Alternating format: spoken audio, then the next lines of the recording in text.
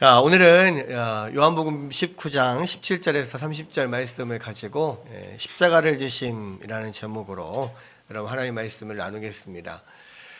우리는 계속해서 이제 요한복음을 통해서 예수께서 잡히시고 또 안나스와 또 빌라도 앞에서 신문을 받으시고 십자가에 못 박히시는 모습을 계속 살펴보고 있습니다. 지난주에는 우리가 성찬식을 했기 때문에 성찬식에 관한 말씀을 함께 나눴고요. 또 그 전주에는 우리가 또 이 추수감사 주일이어서 추수감사에 관련된 또 말씀을 함께 나눴습니다. 3주 전에 했던 말씀 19장 1절부터 16절까지 그 다음에 오늘 이제 17절부터 이어지는 말씀인데 여러분들이 잘 기억이 나시지 않을 수도 있습니다만은 이 예수께서 십자가에 못 박히시는 이 장면은 이 사복음서에 전체가 다 기록이 되어 있습니다. 그런데 각 복음서마다 대부분은 비슷합니다. 특히 이제 공관복음 같은 경우는 거의 비슷하게 나와요. 그렇지만 공관복음이라고 하더라도 마태, 마가, 누가 각각 조금씩 더 강조되는 면도 있고 들어가 있는 장면 또 빠져 있는 장면도 있습니다. 반면에 이제 이 요한복음은 공관복음하고는 조금 많이 다르다 그랬죠. 왜냐하면 공관복음은 이미 AD 한 60년, 50년, 60년 이때 이미 완성된 그러한 책이에요. 그러니까 둘이 비슷한 시기에 셋이 전부 다 비슷한 시기에 쓰여져 있고 그 내용이나 구성도 많이 비슷합니다. 그런데 요한복음은 그로부터 거의 한 30년 이상 지나서 한 세대가 거의 지나서 사도 요한이 거의 90세가 넘었을 때 기록했던 그러한 복음서죠. 그래서 이 요한복음이 기록될 당시에는 이미 세 복음서가 오랫동안 읽혀지고 있었고 많은 사람들이 다 그 내용들을 알고 있었습니다. 그래서 사도 요한은 특별히 자신이 그 당시에 이게 필요한 그 성도들에게 필요한 말씀을 어떤 더 강조점을 둬서 이 복음서를 기록을 했어요. 그 강조점 중에 하나는 뭐냐면 두 가지인데요. 첫 번째는 예수 그리스도는 하나님이시다는 거죠. 우리가 보통 예수 그리스도를 하나님의 아들이다라고 이야기를 할 때 그냥 단순히 그냥 하나님의 아들 이렇게만 생각을 하는데 하나님의 아들이라는 이야기는 곧 하나님이라는 이야기입니다. 그러니까 그 하나님의 아들은 신적인 존재라는 그런 의미예요. 인간의 아들은 인간이고 소의 새끼는 송아지, 개의 새끼는 강아지, 이런 식으로 이야기를 하는 것처럼, 그러니까 혈통상 인간의 혈통으로 태어나신 예수님이시지만 하나님의 아들이시다, 즉 하나님이시다라는 걸 강조를 하는 거죠. 또 사도 요한이 강조하는 것 중에 하나는 뭐냐면 그 하나님이 육신을 입고 이 땅에 오셨다. 이걸 강조합니다. 왜냐하면 그때 당시에 이 사도 요한이 살던 그 시대에 많은 교회가 이 영지주의자들 때문에 굉장히 혼란스러웠거든요. 이 영지주의자들은 어떤 사람들이냐면 영적인 어떤 지식이 구원을 얻게 한다. 영적인 신비로운 지식, 자기들만이 가지고 있는 신비로운 지식을 강조하는 그런 사람들이에요. 그래서 그런 사람들은 주로 헬라 철학을 더 깊이 신봉하고 있기 때문에 예수님이 어떻게 하나님이신데 인간이 될 수 있냐? 헬라 철학에서는 하나님이, 영이신 하나님이 인간이 되는 것은 이것은 완전히 거꾸로 되는 거예요. 그러니까 더 육체는 악하고 영은 선하다라고 하는 두 가지의 이원론적인 사고방식을 갖고 있는데, 이게 악하고 불완전한 데서 더 완전한 데로 나아가는 것은 이게 불가능하지는 않지만 가능하지만 어렵긴 하죠. 그러나 그래도 가능하다는 거예요. 근데 반대로 완전한 하나님, 완전한 영이신데 그 영이 육으로 돌아온다? 이거는 완전히 말이 안 된다는 거죠. 마치 이 시대에 어떤 엔트로피의 법칙 내지는 질량 보존의 법칙 이런 그런 법칙을 어기는 것처럼 그거는 있을 수가 없는 거거든요. 근데 그때 당시에 영이신 하나님이 인간이 된다. 이거는 말도 안 된다는 소리라고 생각을 한 거예요. 그래서 그때 당시에는 이제 그 사람들이 주장하기를 뭐라고 주장하면 예수님은 하나님으로서 이 땅에 오실 때 그냥 육신으로 정말 태어난 게 아니라 겉으로만 사람처럼 보였다. 원래는 영인데 그냥 겉으로만 사람처럼 보였다라고 그렇게 주장을 했었습니다. 근데 거기에 대해서 이 사도 요한이 반론을 제시를 하는 거죠. 그러면서 이제 사도 요한은 이 가장 예수님의 측근이요, 가장 예수님이 사랑하는 자로서 처음부터 끝까지 예수님 옆에서 예수님이 부르실 때부터 돌아가실 때까지 또 부활하시고 승천하시는 그 모든 순간을 내가 그 옆에 있었다. 내가 그 옆에서 보고 확실하게 증언하노라 라고 지금 이야기를 하고 있는 게 바로 이 요한복음이거든요. 그래서 요한복음에서는 특별히 예수님은 하나님이시다. 또 예수님은 그 하나님이시지만 육체를 가지고 이 땅에 오셨고 십자가에서 죽으셨고 부활하셨다. 이것을 분명하게 이야기를 하고 있습니다. 자, 그런 면에서 이 예수님은 십자가에 못 박힌 이 사건을 다루는 데 있어서도 이 사도 요한은 다른 이 복음서 기자들보다 더 중요하게 계속해서 말하고 있는 게 있어요. 그게 뭡니까? 지금 뭐 2주 전, 3주 전이기 때문에 여러분들 잘 기억이 안 날 수도 있지만 예수님이 잡히신 모습부터 시작을 해서 계속해서 사도 요한이 강조하는 건 뭐예요? 예수님이 그냥 어쩌다 보니 맞아요. 스스로 대답을 아주 잘했습니다. 어쩌다 보니 그냥 잡힌 게 아니라 스스로 잡히셨다는 거예요. 그래서 다른 복음서에는 나오지 않는 이야기가 나옵니다. 겟세마네 동산에서 로마 군인들과 대제사장의 종들이 예수님을 잡으러 왔을 때 예수님을 발견하고 예수 잡아라 그래서 바로 잡은 게 아니잖아요. 그죠? 예수님이 누군지 모릅니다. 너희들이 뭐 하러 왔냐? 예수님이 나와서 말하니까 내가 예수를 잡으러 왔다 하니까 예수님이 뭐라 그래요? 그들에게 내가 그니라.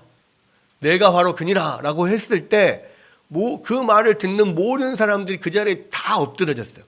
다 쓰러지고 넘어져 버렸어요. 그러니까 무슨 이야기입니까? 말 한마디로 그들을 싹 다 제압을 해버리는 거예요.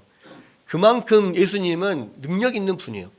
엄청난 심지어는 이 말고의 귀를 자르고 붙여줬을 때도 그런 이야기를 했잖아요. 내가 지금이라도 12영이 더 되는, 그러니까 12군단이나 더 되는 천사를 불러서 이들을 다 멸하게 할 수 있는 것을 네가 알지 못하느냐. 그러나 나는 하나님의 말씀대로 내가 이 길을 가는 것이다. 이야기를 하죠. 그러니까 그런 면을 특별히 이 요한복음에서 더 강조를 합니다. 그래서 내가 지금 십자가에 못 박히는 것은 그냥 어떻게 하다 보니 잡혀서 십자가에 못 박히는 게 아니라 내가 아버지의 뜻을 이루기 위해서 스스로 그 길을 가는 것이다. 계속 그 이야기를 하는 거거든요. 그러니까 예수님이 잡힐 때도 그랬죠. 그 다음에 예수님이 잡혀서 누구한테로 갑니까? 여기 요한복음에 보면 안나스에게로 가죠. 이 안나스 그때 당시에 대제사장인 가야바였어요. 가야바는 안나스의 사위입니다. 안나스가 원래 원래 처음에 대제사장이었고, 대제사장은 그해 대제사장이 죽고 나서 그 다음에 그 아들이 대제사장을 이어받는 것이 원래 맞는 건데, 이 로마 시대는 그게 아니라 대제사장이라고 하는 어떤 그 자리가 로마가 봤을 때는 유대의 왕 같은 자리잖아요. 그렇기 때문에 자기들에게 이렇게 협조적인 그런 사람을 대제사장을 세웠단 말이에요. 그래서 안나스가 대제사장을 세운 다음에 그리고 종신토록 그 사람을 하도록 놔두지 않았어요. 바꿨단 말이에요. 그러니까 정권이 바뀌게 되니까 안나스는 그래도 그 정권을 유지하기 위해서 자기 사위를 그 대제사장에 오를 수 있도록 여러 가지 손을 썼어요. 그렇게 해서 이 안나스의 사위들과 자식들이 대대로 계속해서 연이어서 대제사장을 했습니다. 그리고 지금 현재 예수님이 십자가에 못 박힐 때의 대제사장은 바로 사위인 가야바였단 말이에요. 그 안나스의 앞에 갔을 때도 그 안나스와 대화하는 내용들이 나오죠. 거기에 보면 안나스는 모든 불법적인 일을 다 동원해가지고 예수님을 어떻게든 죽이려고 꼬투리를 잡으려고 하지만 예수님은 거기에 대해서 스스로 내가 뭐 거기에도 변명을 한다든지 뭐 여기서 나는 무죄다 막 이렇게 나는 이건 불법이다 막 이렇게 이야기하지 않았단 말이에요. 왜? 그곳에서 노연하려면 얼마든지 노연할 수 있었어요. 그 모든 불법성을 이야기할 수 있었고 죄가 없다는 것을 얼마든지 말할 수 있었어요. 그런데 그렇게 하지 않아요. 왜? 이 길은 아버지께서 가라고 주신 길이기 때문에 아버지께서 나에게 허락하신 잔을 내가 거절할 수 없다. 그렇게 말씀하시면서 묵묵히 그 길을 걸어 나가시죠.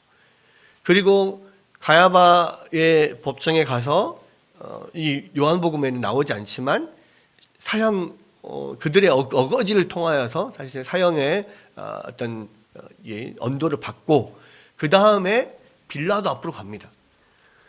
근데 사실은 그 이야기를 했죠.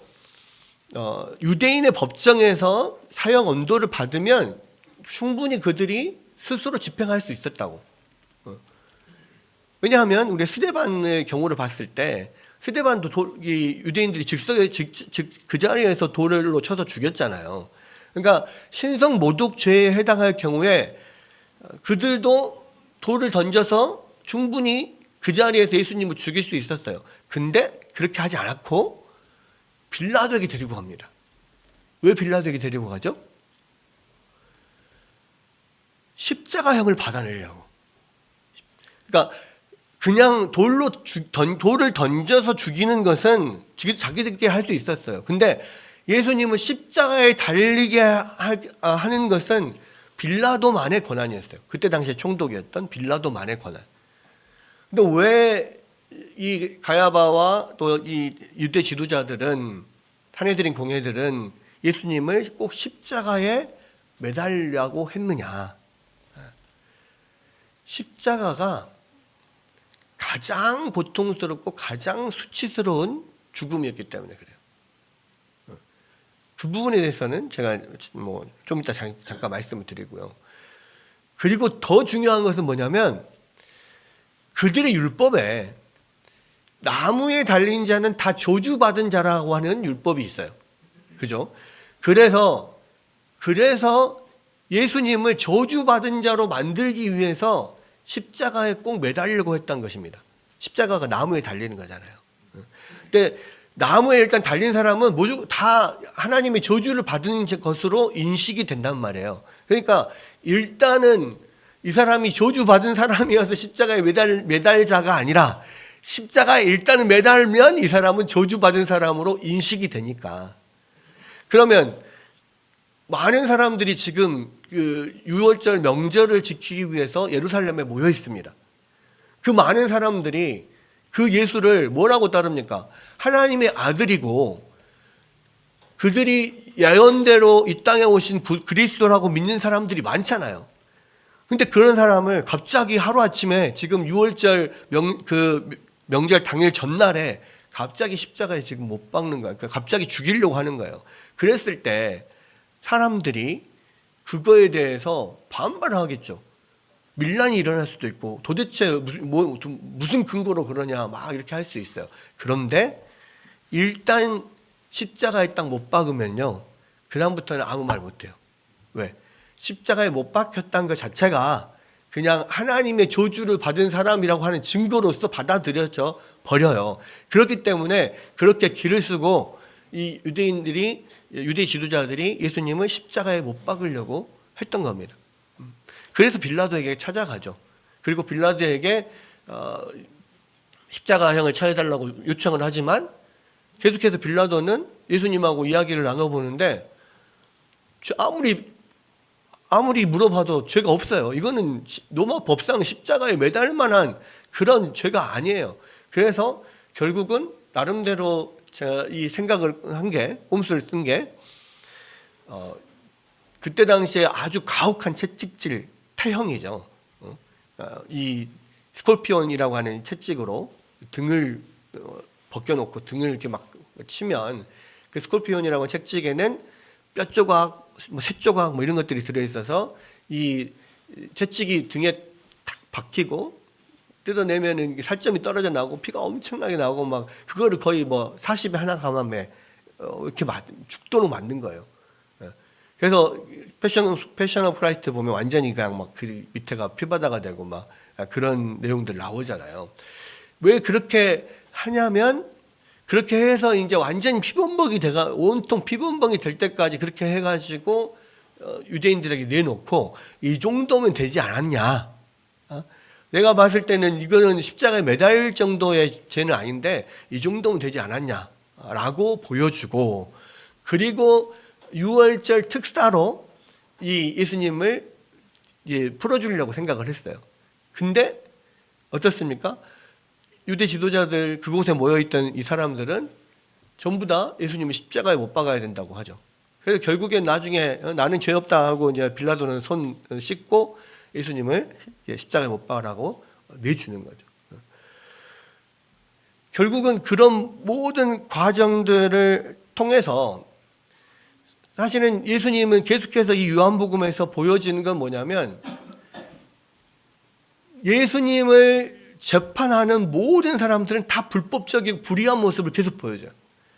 안나스, 가야바와 산헤드린 공회의원들 그리고 빌라도.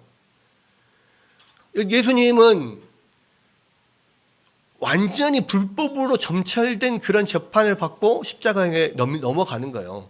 왜냐하면 뭐 지난번에 말씀드렸지만 모든 재판은 유대에서도 그렇고 로마도 마찬가지인데요. 모든 재판은 정해진 시간 안에 재판이 되어야만 이게 합법적인 재판으로서 효력이 있습니다. 그러니까 업무 시간 안에 이루어진 업무여야 된다는 거예요. 재판 자체가. 그래서 아침에 해 뜰 때부터 시작해서 해 질 때까지 그 안에서 판결된 재판만이 합법적인 판결을 가질 수가 있어요. 근데 이 유대인의 재판은 뭡니까? 한밤중에 예수님을 데리고 가요. 그죠? 그래서 밤새도록 안나스와 가야바의 신문을 받죠. 그래서 거기에서 사형을 결정을 해요. 그러니까 유대인들이 자기들이 신성모독으로 사형을 결정한 그 자체가 이미 불법이에요. 그리고 이 빌라도에게 이 십자가형을 받으려고 예수님을 데리고 왔을 때 그때는 이제 아침 일찍 데리고 와요. 사실은 법정이 열 시간도 아니에요. 해 뜨자마자 그냥 데리고 온 거니까. 근데도 이제 빌라도는 유대의 지도자들의 그냥 나름 뭐 밑짐 조금 이렇게 밑보인 것도 있고 해서 그냥 편의를 봐주고 그 재판을 시작을 하죠. 근데 이거는 처음부터가 불법이에요. 왜? 이 사람은 무슨 죄로 데리고 왔냐? 그러니까 뭐래요? 이 사람은 악한 사람입니다. 무슨 죄인지는 말도 안 해요. 행악자이니까 우리가 데려왔습니다. 그러니까 무슨 죄냐? 계속 물어봐도 행악자니까 데려왔잖아요. 그러니까 십자가를 형을 처해 주세요. 계속 이야기해요. 그러면 또 가서 물어보고. 근데 예수님 물어보면 유대인의 왕이라고 합니다. 뭐 예를 들어서 뭐 그런 뭐 고소 제목들을 아무리 들어봐도 본인 유대인의 왕이라고 하는데 너 유대인의 왕이냐? 그랬더니 나는 왕인 건 맞는데 나는 나의 나라는 보이는 나라가 아니다. 이 나라가 내 나라가 아니다. 이렇게 이야기. 뭐 고소한 내용도 맞지가 않아. 전혀 이게 뭐 죄로 찾을 수 있는 것도 아니야. 게다가 이 사람을 제목으로 지적을 했으면 거기에 대해서 뭐가 있어야 돼요? 증거가 있어야 되잖아요. 증인이 있어야 되는데요. 증인이 없어. 그러니까 뭐 이거는 뭐 이것도 저것도 아니고 그냥 결국은 무조건 어거지를 써가지고 이게 예수님을 십자가에 넘기는 판단을 받게 된 거란 말이에요. 그러니까 그런 판결에 어쩔 수 없이 빌라도는 자기가 그 유대 지도자들의 강압에 못 이겨서 나는 분명히 이 사람 무죄인 것 같은데 너희들이 계속 그렇게 하니까 이 죄는 니네들이 책임져라. 손 씻고 보내주는 거예요. 그 모든 과정에서 예수님은 한 번도 나는 무죄다, 나는 억울하다 한 적 없어요. 그러나 그들이 말하는 것에 의해서 하나하나 분명하게 내가 하나님의 나는 왕인 것은 맞는데 보이는 나라의 왕이 아니고 보이지 않는 하나님의 왕이고 모든 내가 하나님의 아들이다. 분명하게 증거를 하고 이야기를 합니다. 그러니까 빌라도는 더 두려워하죠. 그럼에도 불구하고 이 유대인들이 막 거의 이제 폭동을 일으키기 직전이니까 그냥 그것을 잠재우기 위해서 정말 저 사람이 하나님의 아들일 수도 있다는 것을 알면서도 그냥 넘겨버려요. 그런 모든 과정을 통해서 이 모든 재판하는 사람들은 오히려 불법을 행하고 죄인으로서 재판을 받는 예수님은 오히려 더 의인의 모습, 의로운 모습들을 계속해서 요한은 보여주고 있는 거예요. 그러면서 이제 이 십자가에 달리게 됩니다. 근데 이 십자가에 대해서 사실은 요한은 굉장히 담담하게 한두 문장으로 예수님이 십자가에 못 박혔다 하고 끝내버려요. 그것은 사실은 이유가 있습니다. 그러나 우리가 이왕 우리 십자가를 우리가 이 사건을 다룰 때 기본적으로 우리가 알아야 될 것들이 있어요. 그러니까 다른 그 복음서에서도 예수 그리스도의 십자가 사건이 그렇게 자세하게 다뤄지지는 않아요. 요한복음은 특별하게 그냥 더 특별하게 간단하게 다루지만 다른 복음서도 마찬가지로 아주 자세하게 다루진 않습니다. 왜 그러냐면 그때 당시에 이 복음서를 읽는 모든 사람들은요, 이 십자가에 대해서 너무 잘 알았어요. 그리고 그 십자가는 너무 끔찍하기 때문에 굳이 거기에 대해서 자세하게 설명을 안 해도 이 사람들은 그냥 예수 그리스도가 십자가를 지셨다 그 말 한마디에 그 모든 것을 다 이미 다 알고 있어요. 그러니까 뭐 자세하게 설명할 필요가 없죠. 그런데 이 시대에 이 성경을 읽고 보는 많은 사람들은 그 십자가라고 하는 것이 얼마나 이게 이 지독한 형벌인지 우리가 더 그것을 자세히 알지 못해요. 그래서 그 부분에 대해서 조금 더 우리가 좀 자세히 알 필요가 있습니다. 예수님이 유대 지도자들이 예수님을 십자가에 못 박으라고 했던 것은 이 십자가가 엄청나게 고통스럽고 수치스러운 형벌이었기 때문에, 그리고 이것이 유대인들의 율법상 저주받은 형벌이기 때문에 그렇게 십자가에 못 박으려 했다 했잖아요. 여러분, 이 십자가 처형은요 원래 이스라엘에서 만들어진 게 아니에요. 이스라엘 만들어진 게 아니고 로마인들이 만들어낸 처벌인데요. 이 형벌은 인류가 고안해낸 가장 고통스러운 형벌 중에 하나입니다. 그러니까 그 가장 고통스럽고 그 고통을 가장 오래 느낄 수 있도록 하기 위해서 만든 처벌. 그리고 이것은요 정말로 주로 이제 반역죄라든지 아주 흉악한 죄인들에게만 이 십자가형을 본보기로 보여주는 거예요. 그래서 사람들이 그걸 보고 그 끔찍함을 보고 다시는 우리가 반역하면 안 되겠구나. 다시는 이렇게 흉악한 범죄를 저지르면 안 되겠구나. 경각심을 불러일으키기 위해서 고안해서 만들어 놓은 게 십자가형이에요. 그래서 십자가형에 달릴 때는 그곳에 사는 모든 사람들이 다 그 십자가형이 이루어진 곳에 나와서 그 형을 봐야 돼요. 왜? 이거는 본보기를 보이는 거니까. 십자가형은. 그래서 여기서도 예수님이 십자가에 달릴 때 거기에 유대인들이 많은 사람들이 있었다 이야기를 하잖아요. 그러니까 이 본보기를 보이는 형들 중에서 우리 동양에서 제일 강력한 형벌, 제일 강력한 형벌이 뭐가 있었냐면 능지처참이 있었어요. 능지처참이 어떤 건지 아십니까? 능지처참이 뭐 여러 가지 종류가 있어요. 그러니까 그 가장 강력한 종류인데 우리가 잘 아는 것 중에 하나는 오체 분시, 오마 분시라고 하죠. 그러니까 머리, 팔, 다리 이렇게 다 5군데를 말이나 소에게 딱 메어가지고 이 소나 말을 이렇게 달리게 해가지고 그 자리에서 죄인이 찢어져서 죽게 만드는, 그죠? 그게 엄청나게 그 고통스럽기도 하고 아주 끔찍한 형벌이잖아요. 근데 그거 할 때 거기에 있는 모든 사람들 다 모아놓고 그 앞에서 해요. 왜냐하면 대부분 아주 대역 죄인들, 이런 사람들이 그런 것을 이렇게 당하게 만든 거니까요.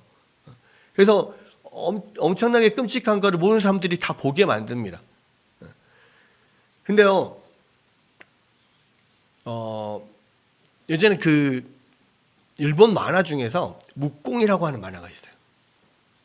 그게 영화로도 만들어졌는데, 그 묵공이라고 하는 만화 중에 그 묵공이 누구냐면 이제 묵자의 어떤 후예, 묵자 사상의 묵가의 어떤 그런 사상을 갖고 있는 사람인데, 우리가 뭐 박애정신 뭐 이런 것들이 있잖아요. 근데 묵공이 뭐냐면 묵자 사상 중에 가장 크게 유용하게 쓰이는 것 중에 하나가 뭐냐면 평화를 지키는 어떤 그 기술이 뛰어났는데, 그 중에 하나가 뭐냐면 수성전이에요. 수성전.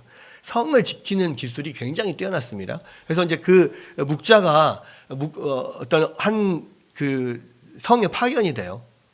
묵공이라는 사람이 파견이 돼가지고 그 성이 이 어떤 지금 전쟁에서 거의 함락되기 직전인데, 묵공이 가서 그 함락되기 직전인 성을 수성하는 내용들이 그 내용이에요. 근데 그 중에 하나 제가 인상 깊었던 거 장면 중에 하나가 뭐냐면, 그 성 안에 첩자가 들어옵니다.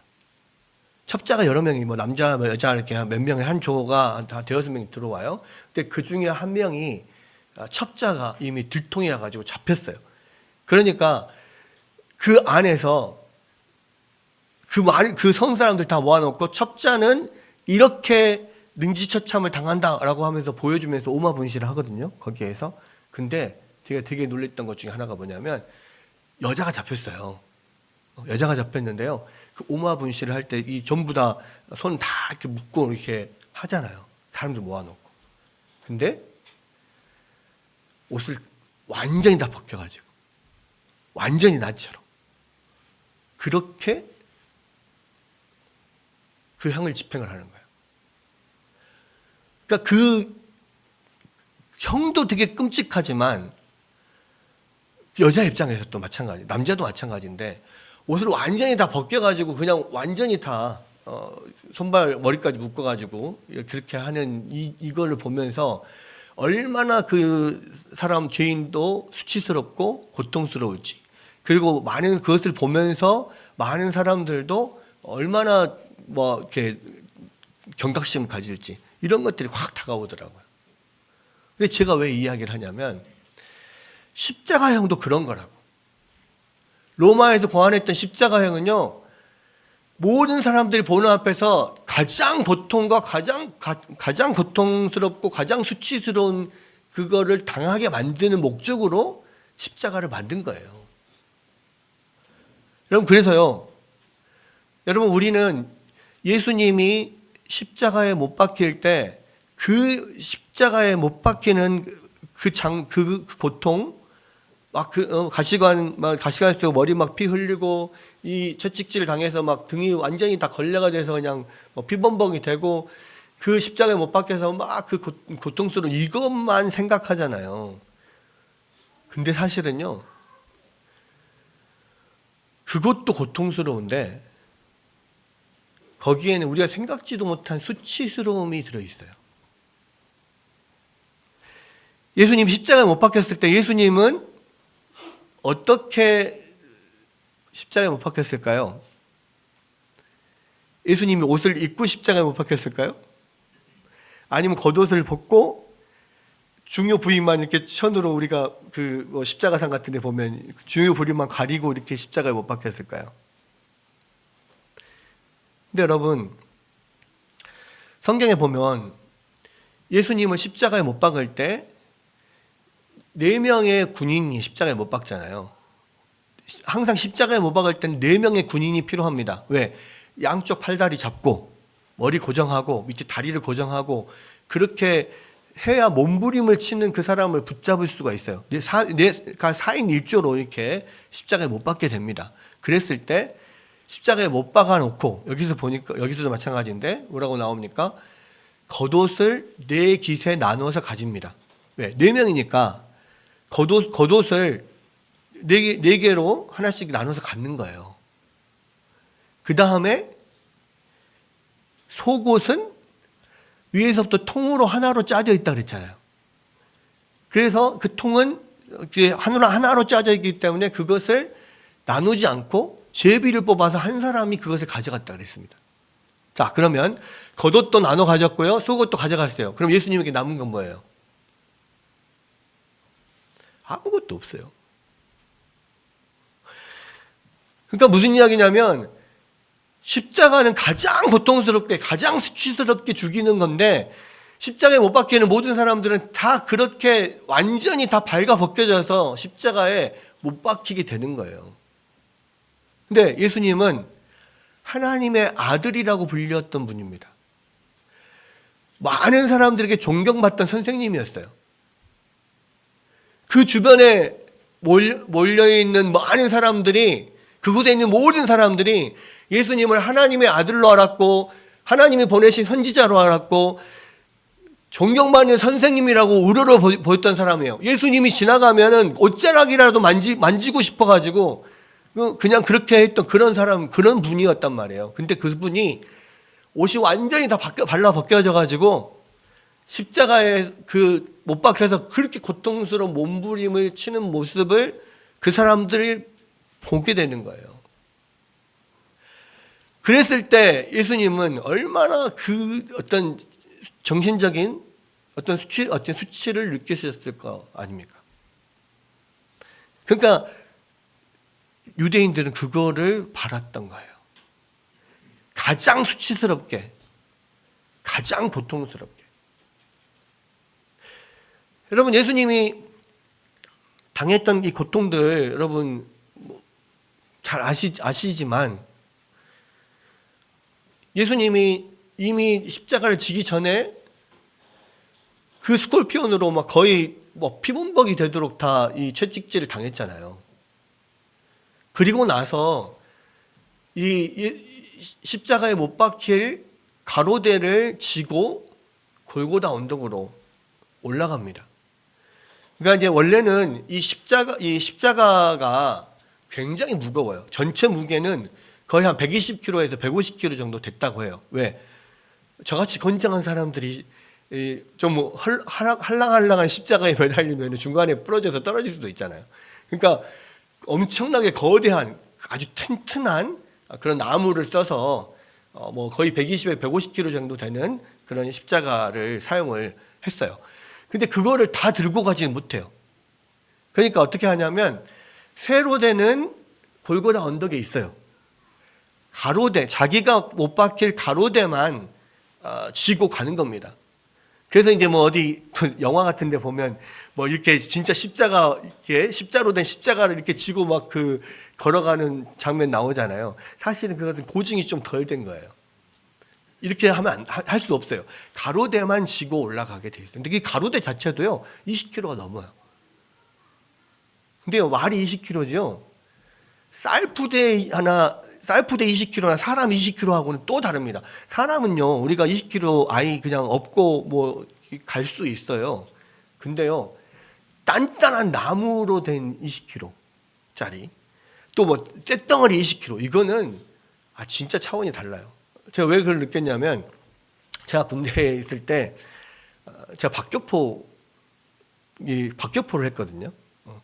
그러니까 60mm 박격포 중에 제일 작은 건데 그 60mm 박격포의 무게가 20kg 정도 돼요. 근데 혹한기 훈련 때 행군을 하면서 그거를 통째로 다 들고 가야 돼요. 그러니까 옛날에는 그 분리를 해가지고 나누어서 이렇게 들었는데 육군 본부에서 공문이 내려오기를 전쟁이 나면 언제 그 분리된 거 맞춰가지고 언제 쏘냐, 어? 갖고 가다가 바로 거치해서 바로 쏴야지. 그러니까 통짜로 한 사람이 들어라. 그래서 그거를 제가 들고 가게 됐어요. 그래서 이제 다행히 이제 그거 든 사람은 그래도 군장은 제해줍니다. 근데요, 와, 이 쇳덩어리 20kg를 들고 가는데요, 진짜 막 이렇게 이게 여기다 개도 안 되고 들어도 안 되고 허리도 아프고 이제 베이고 이게 단단하니까 막 뭐 살을 누르는데 이게 엄청나게 힘든 거예요. 이게 근데 갖다 버릴 수도 없고 제가 그거를 들고 가면서 예수님이 십자가를 지신 거를 생각하게 됐어요. 아니 근데 예수님이 십자가를 근데 졌을 때 그 몸 상태 생각해 보세요. 건강한 것도 아니고 완전히 지금 이 채찍질에 완전히 난도질이 돼가지고 그냥 거의 쓰러지기 직전인 그런 분인데 그걸 들고 올라가야 되잖아요. 그것도 그 언덕길을 올라가야 되잖아요. 한참을. 그러니까 결국은 예수님이 그거를 감당을 못하고 계속 쓰러지고 하니까 나중에는 구레네 사람 시몬을 데려다가 이걸 대신 들게 해가지고 그렇게 올라가잖아요. 같이 들게 해서. 여러분 그렇게 해서 올라가요. 올라가서 그 자신의 가로대를 자기 세로대 있는데 놓습니다. 세로대 이렇게 눕혀요. 눕혀가지고 이 가로대에는요 미리 양쪽에 구멍이 뚫어져 있어요. 왜? 예수님 그러니까 십자가에 못 박는 그 못이 마치 양 18cm, 뭐 17, 18cm 정도 되는 이 정 같은 그런 못이에요. 그러니까 여러분 이 기찻길에 가면 침목 있잖아요. 기찻길 철로에 나무판 이렇게 꼽는 그런 것처럼 아주 두꺼운 못이란 말이에요. 근데 그런 두꺼운 못이어야지만 사람이 제대로 고정이 되겠죠. 그러니까 그것을 맨 그 단단한 나무에 사람의 무게를 이길도록 이렇게 사용되는 그 단단한 나무에 그냥 바로 박을 수가 없어요. 다 튕겨 나가겠죠. 그러니까 이 나무 양쪽에 구멍이 뚫어져 있습니다. 작게 구멍이 뚫어져 있어서 구멍에 맞춰서 못을 박는 거예요. 근데 여러분 생각해 보십시오. 한쪽에 손에 못을 박아요. 보통은 손바닥에 박는 걸로 생각하지만 처음에는 손바닥에 박았대요. 근데 이게 올라가면 오래 달려있고 막 몸부림치다 보면 이 손바닥이 약하니까 점점 물려가지고 찢어져 버리는 경우가 많았답니다. 그래서 나중에는 거의 손목 근처에 손목 뼈 있는 쪽에 여기에 못을 박았대요. 그래야지 이 뼈에 고정을 해야지 아무리 몸부림쳐도 이게 안 뽑히거나 또 찢어지지 않죠. 근데 그렇게 한쪽 손에다가 먼저 못을 박습니다. 그럼 여러분 이 뼈를 관통하는 이 못이 여러분 이따만한 거의 18cm 되는 그런 못이 이 뼈를 관통해요. 그럼 여러분 어떻게 되겠어요? 몸서리가 쳐지죠. 막 엄청나게 비명을 지르지 않겠어요? 이 바늘로 찔리기만 해도 아픈데, 근데 이게 바늘이 아니라 그런 못으로, 점 같은 그런 못으로 뼈를 관통해서 박힐 때 얼마나 아프겠습니까? 그러면 사람들이 어떻게 돼요? 자연스럽게 오징어 말아지듯이 몸이 말아지게 돼 있어요. 우리가 딱 여기 만약에 누가 여기 꽝 쳤어요. 아프면 하고 몸이 움츠러들잖아요. 하면서 이렇게, 그죠? 여기에 못이 박혀요. 그러면 자연스럽게 몸이 말아지게 됐어요. 그랬을 때 나머지 한쪽에도 옷을 박아야 되잖아요. 그럼 어떻게 돼요? 이 오징어처럼 말아져 있는 막 고통 비명 지르고 있는 이 사람을 잡고 억지로 펴요. 그래서 반대쪽에 있는 그 구멍 안에 거기까지 당기는 거예요. 그래서 거기다 구멍에 놓고 박는 거예요. 그래서 양쪽에 그러니까 사람이 필요한 겁니다. 4명이 필요한 이유가 그거예요. 위아래 양쪽에 다 필요해. 자꾸 당겨야 되니까. 당겨서 발로 막 해서 당겨서 박아요. 엄청나게 막 몸부림을 치죠. 그리고 이 세로대에다가 못을 박습니다. 못을 박을 때 어떻게 박아요? 그냥 이렇게 펴서 박을 수 있어요? 펴서 못 박아요. 왜? 펴면은 발이 이렇게 들리잖아요. 발도 여기 발목 쪽에 박거든요. 두 개를 접어가지고 이렇게 발목 쪽에 박습니다. 그랬을 때 그냥 펴서 안 박고요. 이렇게 굽혀서 박아요. 다리를 이렇게 굽혀가지고. 왜 굽혀서 박냐면, 그리고 이 발 밑에 발 받침대도 만들어놔요. 안 미끄러지도록. 왜 그러냐면 십자가형 자체가 엄청난 극악의 고통을 오랫동안 받도록 하는 게 목표잖아요. 그래서 빨리 죽어서는 안 돼요. 근데 여러분 십자가에 딱 이렇게 박히잖아요. 그러면 자기 체중이 이 양쪽 모세에만 유지가 이렇게 딱 걸려가지고 거기에 안 떨어지게 딱 걸려 있잖아요. 그러다 보니까 어떻게 됩니까? 몸이 밑으로 쏠리게 되죠. 몸이 밑으로 쏠리게 됩니다. 그러면은 자연스럽게 이게 쭉 몸이 펴지게 돼 있어요. 이렇게 박아도 밑으로 내려갈 수밖에 없게 된단 말이에요. 그랬을 때 여러분 팔 들고 이렇게 기지개를 막 펴잖아요. 그러면 어떻게 됩니까? 숨이 이렇게 횡격막이 올라가면서 이렇게 숨이 들어가는 게 되고 숨이 잘 내쉬지가 않아요. 계속 이 상태에 있으면. 그래서 팔이 내려와야 몸이 다시 원상태로 돼야지 숨이 내쉬지거든요. 그러니까 이 상태에 계속 매달려 있으면요, 사람이 질식해서 죽게 돼요. 금방 죽게 됩니다. 그러니까 발을 굽혀서 밑에 발판을 만들어주고 발을 굽혀서 못을 박는 거예요. 왜? 사람이 이제 죽게 되는 순간에는 아이고 안 되겠다, 내가 숨을 쉬어야 되겠다 생각을 하니까 발에다 힘을 줘서 몸을 들어 올리게 돼 있어요. 그렇게 할 때 얼마나 발에 안 그래도 지금 통증이 있는데 거기에다 더 힘을 줘야 되니까 얼마나 아프겠어요. 그럼에도 불구하고 숨을 쉬어야 살 수 있으니까 들어 올리는 거예요. 그렇게 해서 한숨 쉬어. 그리고 또 쳐져. 그리고 곧 죽을라 해. 그러다 또 다시 몸을 들어 올려서 또 숨을 쉬어. 그렇게 해서 계속 생명을 이어가는 거예요. 그렇게 하니까 원래는 그렇게 처음에 그런 엄청난 채찍질을 예수님이 당하지 않았으면 오랫동안 십자가에 사실 매달려 있었어야 돼요. 적어도 3일 내지는 일주일 이렇게 지나야 그 동안까지 엄청난 고통을 당해야만 결국 피가 다 쏟아지고 마르고 그러면서 결국 사람이 이제 죽게 되는 거거든요. 그래서 피가 그렇게 쏟아지고 그렇게 할 때 또 엄청난 두통과 열이 올라오는데요. 그래서 그 고통은 단지 그냥 손발에 못 박히는 것으로만 끝나는 게 아니라 그 사람이 계속해서 흘리는 피에 또 달아오르는 열에 두통에 이런 것들 숨을 못 쉬게 되고 이런 것들이 계속해서 끊임없이 돌아가는 거예요. 마지막 죽을 때까지. 그게 십자가 고통이에요. 근데 그것을 완전히 발가 벗겨진 상태에서 몸부림을 치니까 얼마나 그 모습이 추하겠어요. 여러분 제가 여러 가지 예수님의 십자가를 다룬 영화들을 좀 봤었는데요. 그 중에 하나 예수님이 십자가에 달리시기 전에 예수님이 그 십자가 처형을 구경하는 장면이 나온 그 영화가 하나 있었어요. 제가 그거 보면서 그렇겠구나 생각을 한 게 있어요. 뭐냐면 우리는 예수님, 우리가 보통 성화 이런 거 볼 때 예수님 십자가에 못 박혔을 때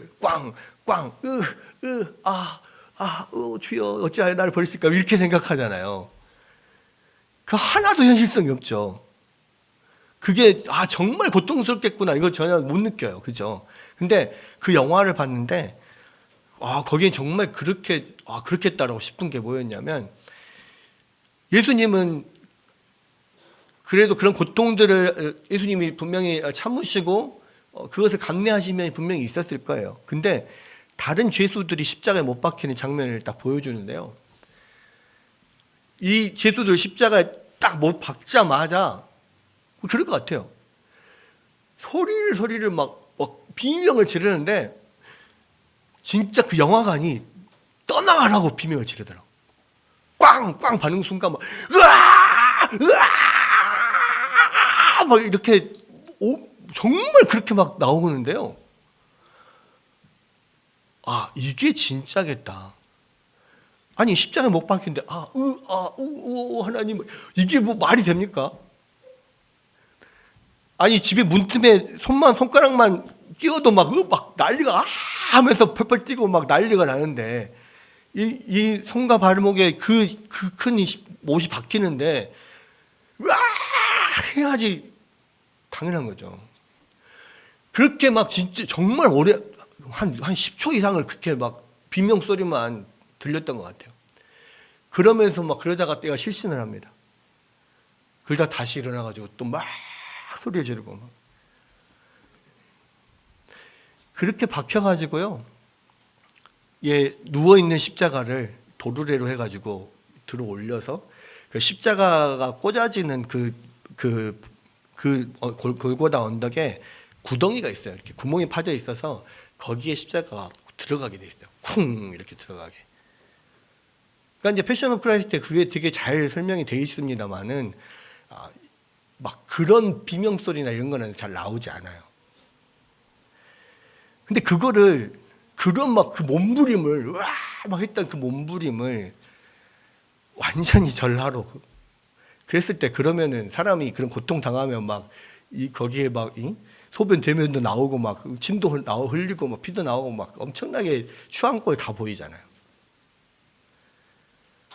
근데 여러분이 그 사람들 앞에서 그런 꼴을 당했다고 생각해봐요. 차라리 그냥 죽는 게 낫겠다. 이런 생각이 들 거예요. 그러니까 그런 수치와 모멸감을 주기 위해서 유대인들은 예수님을 십자가에 그렇게 못 박게 한 거란 말이에요. 근데요, 여러분 그러한 수치, 그러한 고통을 예수님께서도 한 몸에 다 받으셨어요. 근데 사실은 예수님에게 있어서는 그거는 일반적인 사람이 받는 고통이고 예수님은 그것보다도 훨씬 더 큰 영적인 고통을 더해서 받아요. 그러니까 이런 정신적이나 어떤 육체적인 고통보다 훨씬 뛰어넘는 그게 뭐냐? 그 영적인 고통은 뭡니까? 예수님은 당신의 죄로 그 십자가를 지신 게 아니라 모든 인류의 죄를 대신 지시고 아담 때부터 예수님 이전까지 또 예수님 이후에 마지막 이 세상에 오는 모든 사람들의 죄값을 예수님이 그 연약한 육체 혼자서 그것을 다 감당을 하시는 거잖아요. 하나님께서 원래 그런 죄인들에게 부어야 되는 진노와 저주를 쌓아놓고 계셨어요. 근데 그 진노와 저주를 우리가 받아야 될 그런 진노와 저주를 모든 인류에 대한 진노와 저주를 예수님께 그 시간에 막 쏟아 부었잖아요. 그러니까 예수님이 십자가에 못 박힐 때 공관복음서에서 보면 예수님이 십자가에 못 박히는 순간부터 온 세상이 어두워져서 12시부터 3시까지 이 3시간 동안 온 세상이 어두워졌다 그랬잖아요. 그게 뭐냐면 하나님의 진노가 그 예수님의 육체에 막 쏟아 부어지는 시간이었던 거예요. 우리의 눈으로는 보이지 않아요. 다만 그냥 온 세상이 어둠에 임했다 이 정도로만 받아들여지지 실제적으로 얼마나 엄청난 진노와 저주가 예수님의 몸에 부어졌는지는 우리는 상상도 하지 못해요. 근데 그 어둠이 임하는 3시간 동안 집중적으로 예수님의 육체에 부어진 겁니다. 그것은 우리가 생각하는 그런 육체적인 고통, 정신적인 수치 뭐 이런 것보다 훨씬 더 큰 거예요. 왜냐하면 인류 전체의 죄에 대한 죄값을 치르는 건데요. 아담부터 마지막 이 세상에 올 그 모든 사람들의 죄까지도 예수님이 다 그것을 그거에 대한 하나님의 분노를 감당을 하는 거잖아요. 우리의 눈에는 보이지 않지만 물리적인 힘은 아니에요. 그러나 영적인 어떤 그런 놀라운 진노와 저주가 퍼부어지는 거를 예수님은 그 몸으로 다 느끼시고 받으시는 거예요. 그래서요, 예수님이 심장이 견디지를 못한 거예요.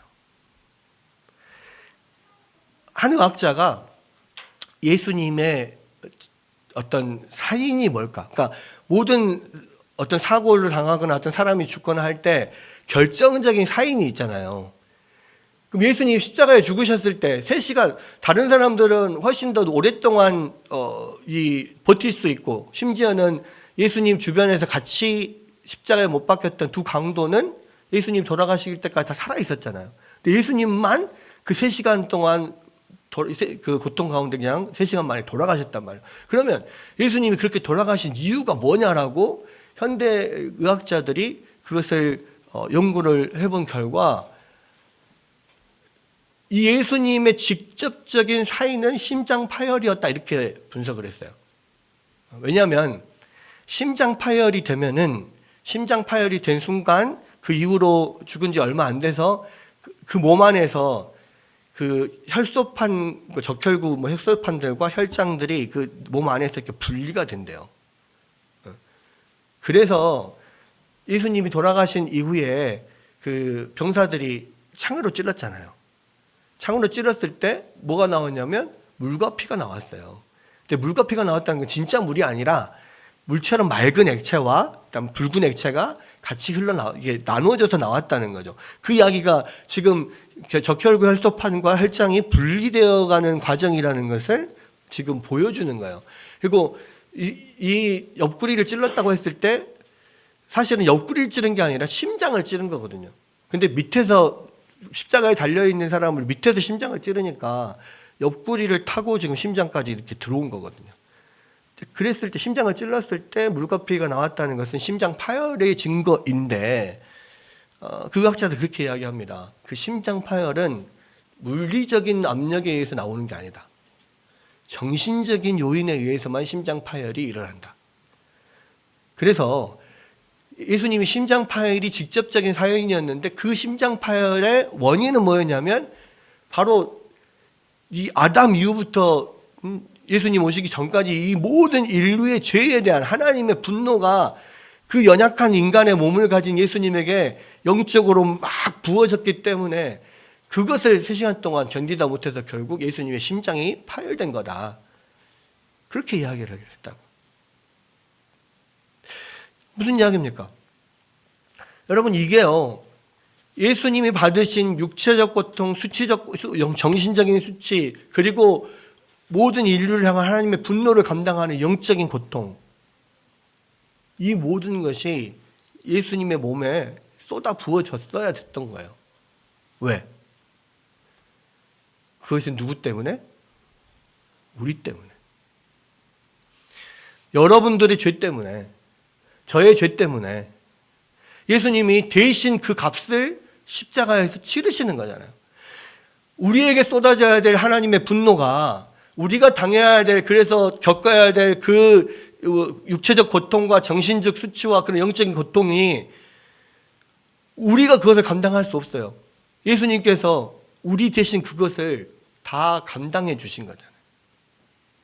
우리를 살리라고. 태초부터 우리를 사랑하셨고 우리를 위하여서 당신이 그 모든 고통을 감당하심으로써 우리를 하나님의 자녀로 만드시기 위해서 그렇게 하신 거잖아요. 여러분, 제가 오늘 이렇게 자세하게 지금 이 십자가에 대해서 설명한 이유는 뭐냐면 공관복음이나 요한복음에는 그 내용들이 잘 나오질 않아요. 그러니까 우리는 그 십자가가 뭔지를 몰라요. 근데 기본적으로 십자가가 무언가에 대해서는 우리가 알아야지, 예수님께서 우리를 위해서 흘리신 피와 어떤 그런 고통, 희생이 얼마나 큰 것인지를 우리가 알 수 있다는 겁니다. 여러분, 누군가가 나를 대신해서 그런 수치를 당했을 때, 누군가 나를 대신해서 그런 엄청난 고통을 당했을 때 우리는 정말 너무 그 은혜에 대해서 너무 감사할 수밖에 없고 너무 뭐라고 말을 할 수가 없잖아요. 근데 우리는 전혀 그런 부분들을 알지 못하기 때문에 나를 위해서 십자가를 지셨구나. 그냥 그렇게 하고 끝나는 거라는 거. 여러분, 여러분이 무심코 짓는 그 죄가요. 사실은 그런 엄청난 고통을 당해야 될 죄예요. 왜? 우리의 모든 죄는 그 대상이 다 하나님이거든요.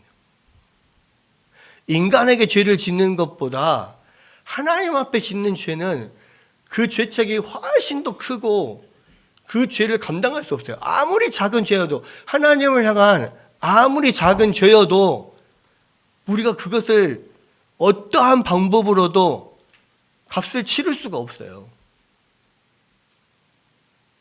예수님이 십자가에 오셔서 그런 고통을 당하시고 그것이 모든 복음서에 성경에 기록되어 있는 이유는 뭐냐면요. 그 십자가에 달리신 예수님을 계속해서 보라는 거예요. 단순히 그냥 예수님이 나를 위해서 죽으셨고 내가 그냥 대신 구원을 받았다 할렐루야 이렇게 하지 말고 사복음서에 하나도 빠짐없이 계속해서 그것이 기록되어 있고 그것이 계속해서 우리 가운데 강조되고 있는 것은 뭐냐면 계속해서 그 예수님의 십자가를 보라는 거죠. 내가 그 예수님을 나의 구주로 믿고 구원을 받았습니다. 내가 예수님을 나의 구주로 영접합니다. 나는 죽고 이제 예수님을 삽니다. 말만 고백하지 말고 계속해서 그것을 바라보고 묵상하고 그 주님이 나에게 어떠한 은혜를 주시는가를 여러분 생각해야 되는 거예요. 그래서 이 아이작 암브로스라고 하는 청교도가 예수를 바라보라라고 하는 이따맣게 두꺼운 2권의 책을 기록을 했어요. 예수님의 이 태초부터 시작해서 죽으시고 부활하시고 승천하시고 다시 오실 때까지 모든 것에 대해서 세세하게 기록을 했습니다. 그 책을 통해서 보면 그 책을 그렇게 기록한 이유가 뭐냐면 우리가 예수를 믿는다는 것은 계속해서 그러한 우리를 위해서 예수님이 하신 일을 계속해서 묵상하고 그것을 바라보고 그것을 붙드는 거라는 거예요. 여러분에게 예수님이 행하신 이런 일이 정말로 가슴에 와닿고 의미가 있고 그것 때문에 내가 예수님 앞에 범죄하는 것들이 너무너무 죄송스럽고 그러한 마음들이 여러분 안에 계속해서 있지 않다면 그리고 그것 때문에 예수님 앞에서 하나님 앞에서 울며 회개하며 하나님 용서해 주십시오. 내가 또 나의 죄 때문에 예수님이 그렇게 고통을 당하셨는데 내가 또 그 죄를 짓습니다. 통회하고 자복하고 그 예수님을 계속 바라보면서 그렇게 해 나갈 때야만이 우리의 삶에서 계속해서 그 예수님이 우리 안에서 묵상이 되어야 될 때만이 우리가 믿음 안에 있는 것이고 우리가 예수를 믿는 것이고 우리가 참된 구원받은 자로 이 땅을 살아갈 수 있다는 거예요.